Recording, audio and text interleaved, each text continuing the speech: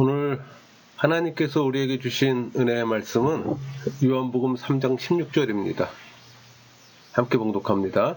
하나님이 세상을 이처럼 사랑하사 독생자를 주셨으니 이는 그를 믿는 자마다 멸망하지 않고 영생을 얻게 하려 하심이라. 오늘 말씀의 제목은 죽음이 두렵습니까? 이 선포되는 말씀을 통해 하나님의 은혜를 경험하는 시간이 되기를 소망합니다.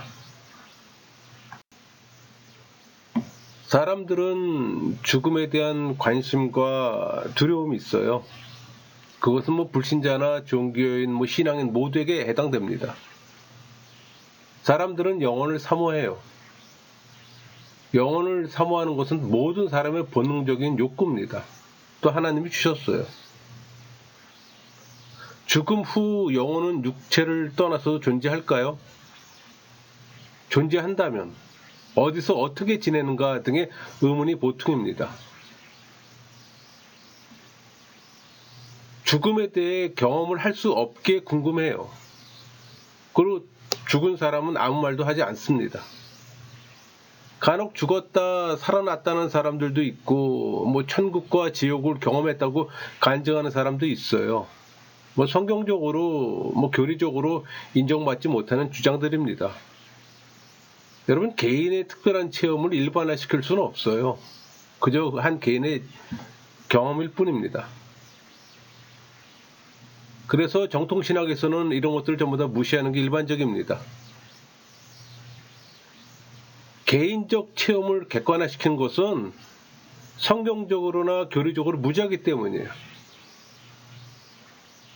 모든 이들이 궁금해하는 이 죽음에 대한 질문은 성경이 분명한 대답을 제시해 주기 때문입니다.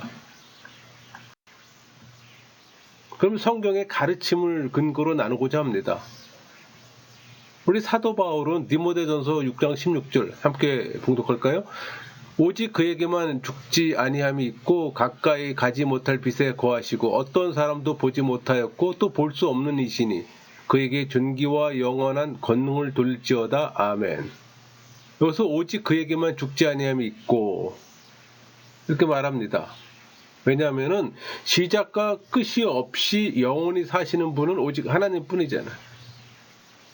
그러나 성경에는 피조물이 죽지 않는다고 증언한 말씀도 많이 있어요. 예를 들어 오늘 말씀 요한복음 3장 16절 하나님이 세상을 이처럼 사랑하사 독생자를 주셨으니 이는 그를 믿는 자마다 멸망하지 않고 영생을 얻게 하려 하심이라. 예수님을 믿는 자는 멸망치 않고 영생을 얻는다고 증거합니다. 여러분, 멸망과 영생 사이에 어떤 중립적인 선택은 없어요. 그것은 절대적인 양자택일의 문제입니다. 예수의 믿음을 받지 못한 자들에게는 절망과 파멸만 있음을 암시하는 거예요. 개인의 수고와 노력은 허망하며 예수의 믿음이 없으면 죽음과 멸망을 뜻합니다. 우리 요한계시록 20장 10절 또 그들을 미혹하는 마귀가 불과 유황못에 던져지니 거기는 그 짐승과 거짓 선지자도 있어 세세토록 밤낮 괴로움을 받으리라. 마귀와 거짓 선지자와 악인들이 영원히 죽지 않고 밤낮 괴로움을 받는다고 증거합니다. 여러분, 영생은 모두에게 동일한 의미를 적용하지는 않아요. 우리 피조물에게 사용될 때는 두 가지 의미를 갖습니다. 그러니까 신앙인의 경우에는 하나님과 더불어 축복된 상태를 누리는 영생을 말하는 거예요. 그 반면에 불신자나 종교인의 경우에는 죽지 않고 영원히 고통당하는 것을 영벌이라고 합니다. 영생에는 내용에서 차이가 있음을 알 수가 있어요. 그러니까 악인들의 경우는 영생이라 하지 않고 영벌이라고 말합니다. 그러니까 의인의 영혼이든 악인의 영혼이든 결코 죽지 않는다는 점에서 동일해요. 그러니까 영생과 영벌의 상태와는 상관없이 죽지 않는다는 사실에선 동일하다는 겁니다. 여러분, 우리가 죽지 않는다는 사실만을 말할 때 우리는 영생이라는 표현보다는 영혼 불면이라고 표현합니다. 그래야 구원받는 자에게만 주어지는 영생과 구분되기 때문에. 여러분이 갈 곳은 어디입니까? 영벌? 영생? 잘 모르겠습니까? 그럼 질문을 다르게 해볼게요. 죽음이 두렵습니까? 구원에 확신이 있습니까? 자신에게 질문해 보세요. 사람들은 구체적인 증거를 좋아해요. 그래서 영혼 불멸에 대해서도 증거를 요구합니다. 그러나 성경은 사람의 영혼 불멸을 애써 증명하지 않아요. 오히려 당연한 사실로 받아들입니다. 우리는 성경에서 영혼 불멸에 대한 사실을 확인할 수가 있어요. 성경은 죽음을 가리켜서 우리 창세기 15장 15절 너는 장수하다가 평안히 조상에게로 돌아가 장사될 것이요. 조상에게로 돌아가 장사될 것이라고 증거합니다. 이 말은 하나님이 인정하신 삶을 살다가 영적 가난으로 들어가는 걸 의미하는 거예요. 이 표현은 영혼 불멸을 지금 암시하는 겁니다. 그래서 여러분의 영혼도 영혼 불멸해요. 여러분, 우리 에녹의 승천은 이 사실을 더 분명하게 합니다. 왜냐하면 히브리서 11장 5절 볼까요? 믿음으로 에녹은 죽음을 보지 않고 옮겨졌으니 하나님이 그를 옮기심으로 다시 보이지 아니하였느니라. 그는 옮겨지기 전에 하나님을 기쁘시게 하는 자라 하는 증거를 받았느니라. 이렇게 말하기 때문입니다. 또 욥기 19장 26절 내 가죽이 벗김을 당한 뒤에도 내가 육체 밖에서 하나님을 보리라. 이렇게 증거합니다. 그러니까 죽은 후에 육체 밖에서 하나님을 본다는 것은 영혼 불멸을 전제로 한 말이에요. 다윗도 같은 의미에서 말하기를 시편 17편 15절 나는 의로운 중에 주의 얼굴을 배우리니 깰 때 주의 형상으로 만족하리이다. 여기서 깰 때란 부활을 의미해요. 그리고 그는 아들이 죽었을 때 또 신하들에게 말하기를 사무엘하 12장 23절 지금은 죽었으니 내가 어찌 금식하랴 내가 다시 돌아오게 할 수 있느냐 나는 그에게로 가려니와 그는 내게로 돌아오지 아니하리라 하니라. 이렇게 증거합니다. 그러니까 다윗은 자신의 사후에 만날 수 있다는 그의 생각을 피력했어요. 솔로몬 역시 같은 의미에서 전도서 12장 7절 흙은 영원히 땅으로 돌아가고 영은 그것을 주신 하나님께로 돌아가기 전에 기억하라. 이렇게 증거합니다. 그 영의 주인이 하나님이에요. 그러니까 이런 표현은 사람이 그 생명을 주신 하나님께로 돌아갈 날을 염두에 두고 있어요. 그러니까 예수님께서는 영혼 불멸을 전제로 우리 마태복음 10장 28절 몸은 죽여도 영혼은 능히 죽이지 못하는 자들을 두려워하지 말고 오직 몸과 영혼을 능히 지옥에 멸할 수 있는 이를 두려워하라. 이렇게 말씀하십니다. 그러니까 영혼은 불멸의 것으로 영혼을 해할 권세를 가진 자는 하나님 외에는 이 세상에 아무도 없다고 단언하셨어요. 사도 바울도 우리 고린도후서 5장 1절 만일 땅에 있는 우리의 장막이 집이 무너지면 하나님께서 지으신 집 곧 손으로 지은 것이 아니요 하늘에 있는 영원한 집이 우리에게 있는 줄 아느니라. 이렇게 증거합니다. 그러니까 신앙인은 현재 유한한 장막에 거하나 나중에는 영원한 장막에 거하게 된다는 거예요. 여러분은 종교인입니까? 신앙인입니까?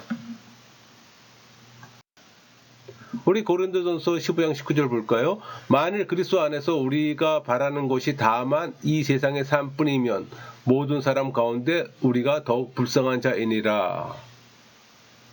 만일 죽은 자의 부활과 영생이 없다면 그리스도인들은 참으로 불쌍한 자들이 되고 맙니다.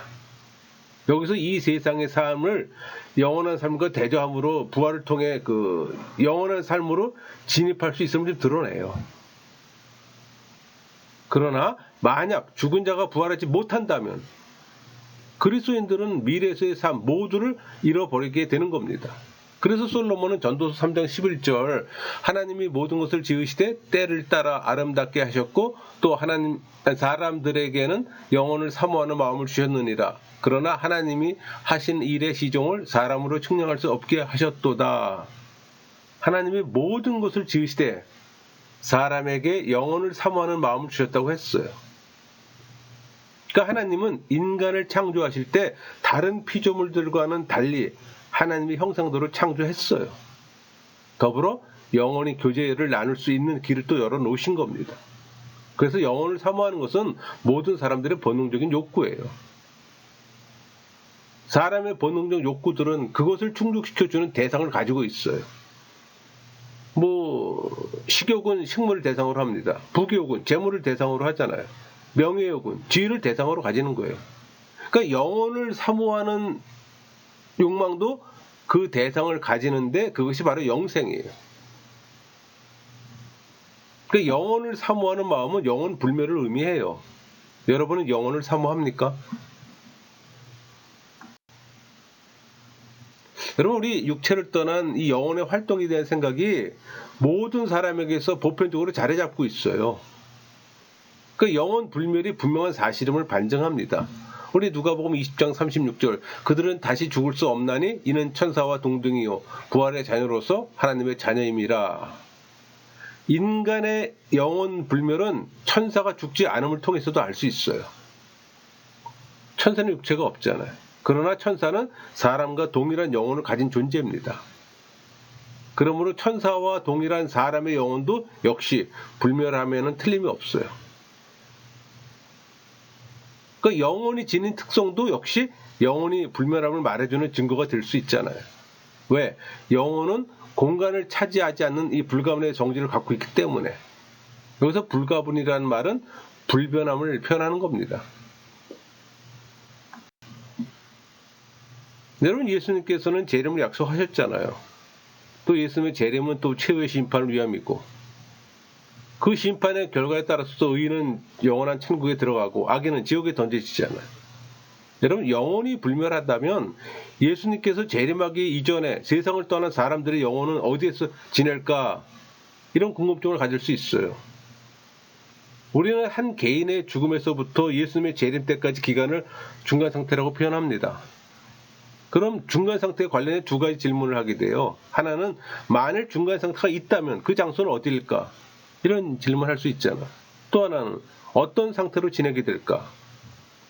근데 여러분, 초대교회 그리스도인들은 중간계에 대한 개념이 별로 없었습니다. 왜? 초대교회 때는 주님께서 곧 재림할 것을 믿었기 때문에. 그래서 그들은 인사말로 마라나타라고 했잖아요. 우리 주에 오시옵소서. 그러나 시간이 갈수록 주님의 재림 소식은 없습니다. 반면에 주변에서는 많은 핍박과 죽는 자들이 늘어갔던 거예요. 그래서 점차 중간계에 대한 생각을 갖게 된 거예요. 그래서 그 결과 사람은 죽어서 곧바로 천국이나 지옥에 가는 것이 아니라고 주장하는 사람들이 생기게 된 겁니다.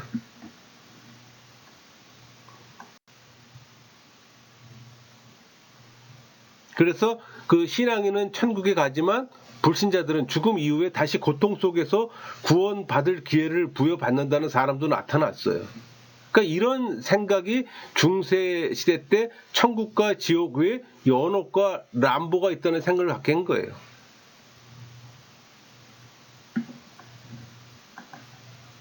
중세 로마 교회는 물세를 통해 구원을 얻는다고 가르쳤습니다. 잘못된 가르침이죠. 물세례를 받지 못한 사람은 구원을 받지 못한다고. 그러니까 물세례는 세례를 받기 전에 범한 모든 죄를 용서한다고. 그런 말이 나오게 된 거는 물세례와 성령세례의 구분이 없었던 거예요. 그래서 많은 사람들은 가급적 시간을 늦춰서 임종 직전에 가서 세례를 받으려고 하는 일들이 생겼던 거예요. 그전에는 막 살다가 죽기 전에 물세례 받으면 천국 간다고 생각했던 겁니다. 엄청 잘못된 거죠. 교회에서 잘못 가르쳤기 때문이에요. 그러나 물세례를 받은 사람이라도 중한죄를 범하면 세례의 효력을 상실해 구원에서 멀어진다고 생각했어요. 그러니까 이런 생각들은 마침내 죽은 영혼이 가게 될 중간계의 장소를 만들어내는 결과를 초래했던 겁니다.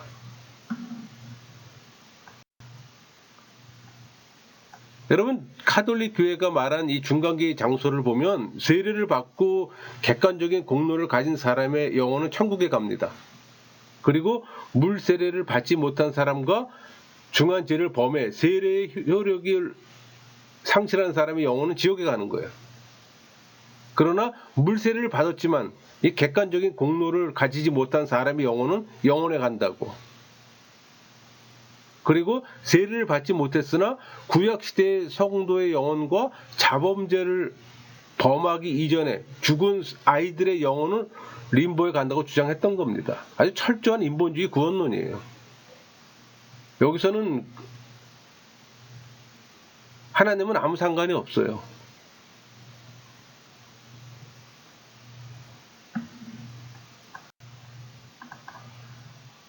여러분, 정통개혁주의에서 연옥과 림보라는 것은 교리적으로 인정하지 않습니다. 그러니까 천주교에서 말하는 연옥은 고통 속에서 정화와 연단을 받는 장소인데 이 정화와 또 연단의 기간은 사람 따라 다르다고 얘기해요. 그리고 그 기간은 살아있는 사람들의 기도나 제사 또는 선행으로 단축된다고 믿었던 거예요. 근데 이런 카톨릭의 가르침은 우리 외경 마카비이서 12장 38절에서 45절에 근거를 둡니다. 참고로 우리 개혁주의는 이 외경을 정경으로 인정하지 않아요. 또 그 구조를 자체가 서로 모신다는 내용을 갖고 있어서 정통 개혁주의에서는 무시합니다. 그러니까 연옥 사상은 인간의 죄가 오직 그리스도의 공로에 의해서만 용서된다고 하는 성경의 가르침과는 상충됐잖아요. 그러니까 역사적으로 볼 때 이 연옥 사상은 교회에 아무런 유익을 주지 못했어요. 오히려 교회를 부패하게 만들었습니다. 그 대표적인 게 면죄부를 팔게 하는 구실을 제공했잖아요. 그래서 종교개혁자들은 이 연옥을 사단의 고아물이라고 맹렬히 또 비난했습니다. 근데 아직도 카톨릭에서는 연옥과 림보를 얘기를 하잖아요. 여러분, 림보는 라틴어로 가장자를 의미해요. 우리 스가랴 9장 11절 또 너로 말할진대 내 언약의 피로 말미암아 내가 내 갇힌 자들을 물 없는 구덩이에서 놓았나니. 여기서 나오는 물 없는 구덩이, 지옥 주위에 있는 지하 동굴이라고 생각해서 사용하게 된 용어입니다. 카톨릭이 말하는 람보는 세례받지 못했던 구약시대 성도들이 가는 곳입니다. 그러니까 세례받지 못하고 죽은 어린아이들의 영혼을 위한 중간기 장소라고 가르쳤어요. 그게 유아림보입니다. 그 근거로 베드로전서 3장 18절에서 20절을 제시해요. 한번 읽어볼까요? 그리스도께서도 단번에 죄를 위하여 죽으사 의인으로서 불의한 자를 대신하셨으니 이는 우리를 하나님 앞으로 인도하려 하심이라. 육체로는 죽음을 당하시고 영으로는 살리심을 받으셨으니 그가 또한 영으로 가서 육에 있는 영들에게 선포하시니라. 그들은 전에 노아의 날 방주를 준비할 동안 하나님이 오래 참고 기다리실 때 복종하지 아니하였던 자들이라. 방주에서 물로 말미암아 구원을 얻은 자가 몇 명뿐이니 겨우 8명이라. 그러나 이 구절들의 내용은 림보와 거리가 멀어요. 이 베드로전서 3장 18절에서 20절까지 말씀은 예수님께서 노아의 입을 통해서 노아 당시에 살았던 사람들에게 복음을 전파했던 사실과 그들이 그 복음을 듣지 않고 지옥에 던져진 사실을 말하는 내용이에요. 우리 요한복음 3장 5절 예수께서 대답하시되 진실로 내게 이르노니 사람이 물과 성령으로 나지 아니하면 하나님 나라에 들어갈 수 없느니라. 물과 성령으로 거듭난 사람과 죄사함을 받은 사람 외에는 하나님 나라에 들어갈 수 없다고 분명히 말하고 있습니다. 여러분, 구원은 물세례 의식이나 사람의 선행으로 결정되는 게 아니잖아요. 개혁주의는 낙원과 음부를 중간계 장소로 말합니다. 의인의 영혼은 죽어서 낙원으로 가고 악인의 영혼은 죽어서 음부로 가요. 그러다 예수님께서 재림하시고 최후 심판이 있는 이후에는 각각 천국과 지옥으로 옮겨지게 되는 겁니다. 이 낙원을 천국으로 또 음부를 불못으로 보는 견해도 있어요. 그러니까 낙원에 가는 헬라어는 파라데이소스예요. 영어로는 파라다이스죠. 그 의미는 신앙인들이 육체가 죽은 후 부활할 때까지 임시적으로 영이 머무는 거처라고 말하기도 합니다. 이 낙원에 관한 성경 기록은 누가복음 23장 43절이나 고린도서 12장 4절이나 계시록 2장 7절에 잘 증거합니다. 여러분, 낙원, 파라데이소스는 공원, 정원의 뜻으로서 페르시아 파르데스에서 유래된 거예요.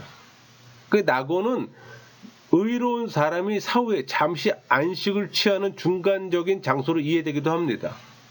우리 70인역 셉트어진트에서는 창세기 2장 8절 에덴 동산을 표현할 때 사용된 단어이기도 해요.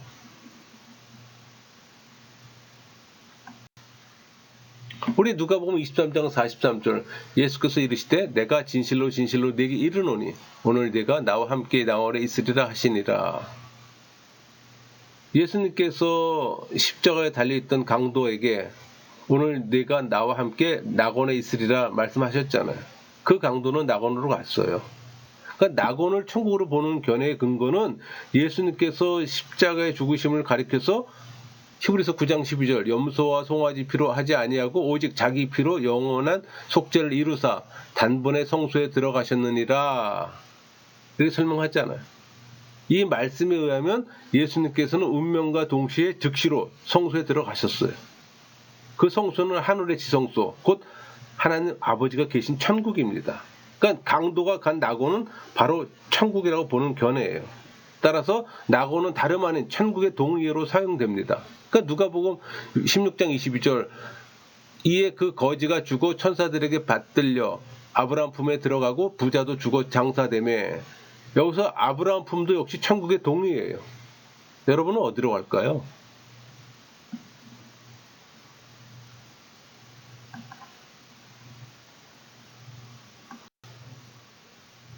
여러분 인간에게 공통되는 질문이 한 가지 있어요. 육체가 죽은 뒤에 어느 곳에서 심판 때까지 기다리게 되는지. 여러분 음부에 관한 헬라어는 하데스예요.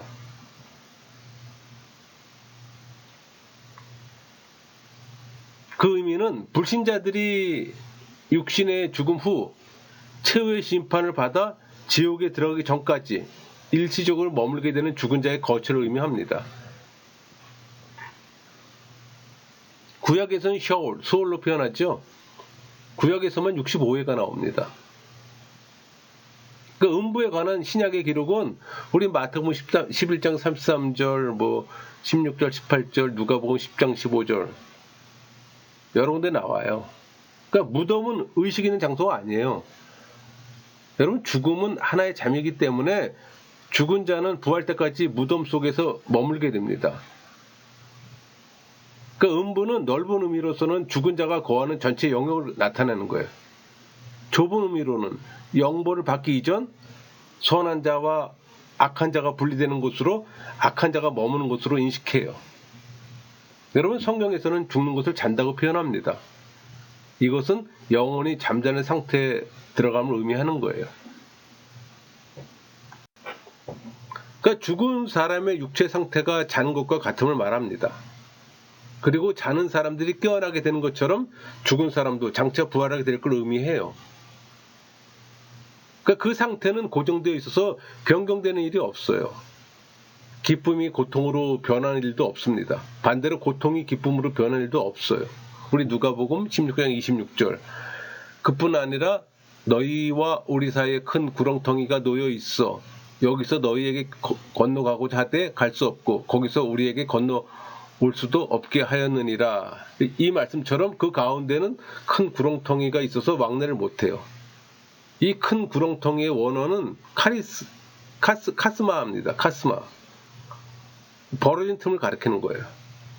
이 땅에서 회개할 기회가 있지만 죽고 나면 더 이상 기회가 없게 돼요. 또 죽음에 의해 이 결정된 각자의 처소는 어느 누구의 권세의 능력으로도 변경될 수가 없어요.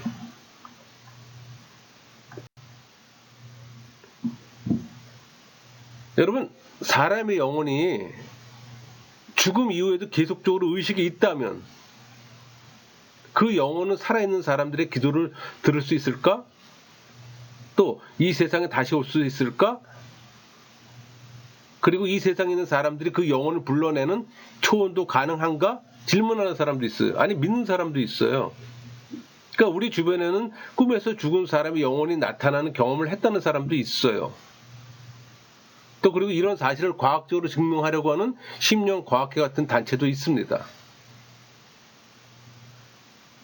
그리고 또 어떤 사람은 성경에서 그 신뢰가 있다고 주장하는 사람도 있어요. 그 예로 공경에 처한 사울왕이 엔돌에 살던 신접한 여인을 찾아가서 이미 죽은 사무엘의 영을 불러내 예언을 들은 일이 있기 때문에 우리 사무엘상 28장 13절에 왕이 그에게 이르되 두려워하지 말라 내가 무엇을 보았느냐 하니 여인이 사울에게 이르되 내가 영이 땅에서 올라오는 것을 보았나이다 하는지라. 하나님의 주권적 섭리 안에서 허용된 사단의 활동으로 사무엘의 영을 가장해 올라온 사단의 영이 사무엘처럼 위장해 사울을 미혹하고 있는 거예요. 여러분, 성경은 죽은 영혼이 이 세상에 다시 올 수 없음을 분명히 말하고 있어요. 우리 욥은 욥기 7장 9절 10절 볼까요? 수월로 내려가는 자는 다시 올라오지 못할 것이오니 그는 다시 자기 집으로 돌아가지 못하겠고 자기 처소도 다시 그를 알지 못하리이다. 이렇게 증거하잖아요. 또 다윗은 죽은 아들과 관련해 이르기를 사무엘하 12장 23절 나는 그에게로 가려니와 그는 내게로 돌아오지 아니하리라 이렇게 증거하잖아요. 다윗은 생전에 아이를 만날 수 없고 죽은 후에나 만날 수 있다는 그의 생각을 말한 겁니다. 여러분, 성경은 초혼을 부정해요. 하나님께서 가나안 땅을 앞에 둔 이스라엘 백성들에게 신명기 18장 11절 분명히 증거합니다. 진혼자나 신접자나 박수나 초혼자를 너희 가운데 용납하지 말라. 이 말씀을 보면 잘 알 수가 있어요. 여기서 초혼자는 죽은 자를 불러내 미래 일을 물어보는 자를 신접자와 유사합니다. 뿐만 아니라 레위기 20장 17절에 남자나 여자는 접신하거나 박수무당이 되거든 반드시 죽일지니 곧 돌로 그를 치라. 그들의 피가 자기들에게로 돌아가리라. 신접한 자는 반드시 돌로 치라고 했습니다. 신접자나 박수무당은 하나님께서 가증스럽게 여기시는 사단의 앞잡이에요. 자기 자신이 범죄할 뿐만 아니라 타인까지 죄로 오염시켜 결국 한 사회를 파괴시킵니다. 따라서 이들은 반드시 죽여 그 악을 근절시켜야만 했던 거예요. 정리할게요. 사람의 영혼은 영원히 죽지 않습니다. 그러므로 사람은 육체가 한번 죽는 것으로 모든 것을 끝내버리는 것이 아니에요. 의인의 영혼은 천국에서 영원한 행복을 누려요. 악인의 영혼은 지옥에서 영원한 저주의 고통을 받습니다. 이런 상태는 영원히 고정되고 달라지지 않아요. 그 상태는 이 땅에 살아있는 잠시 동안의 삶에 의해서 좌우가 되는 거예요. 그러기에 여러분의 현재의 삶은 너무나도 값지고 중요해요. 그러나 많은 사람들이 인식하지 못해요. 여러분, 죽음을 두려워하지 말고 성령 세례를 받지 못함을 두려워해야 합니다. 성령 세례를 받지 못하면 구원은 없어요. 여러분, 죽음 후에 대한 막연한 두려움을 걷어내세요. 성경에 분명히 기록하고 있잖아요. 이 땅에서 종교인에서 멈춘 교회 생활하지 말고 구원받은 신앙인의 삶을 사는 게 중요합니다. 다시 한번 질문해 볼게요. 죽음이 두렵습니까? 구원의 확신이 있습니까? 여러분은 어느 쪽입니까? 자신에게 질문해 보세요. 그리고 스스로 답해 보세요.